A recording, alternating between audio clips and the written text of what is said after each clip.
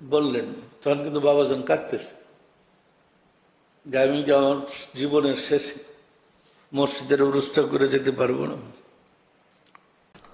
সম্মানিত আশিক রাসূলেরা, আমরা যে তরিকা করেছি বাবা চন্দ্রপুরী রহমতুল্লাহ দরবার শরীফে, আমাদের তরিকাটা ছিল নকশবন্দি মুজাদ্দিদি তরিকা। আমরা নকশবন্দি মুজাদ্দিদি তরিকা করতাম।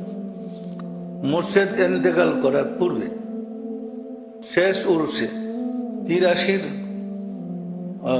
শেষ উরুসটা যেটা ছিল, আমি আসলে উরুস করার পক্ষে ছিলাম, কারণ বাবাজান ছিলেন অসুস্থ। বাবাজানকে অসুস্থ রেখে আমার পক্ষে উরুস করা সম্ভব ছিল না। আমি একটা টিম করেছিলাম 11 জন খাদেম, 9 জন খাদেম, আমি সহ 9 জন।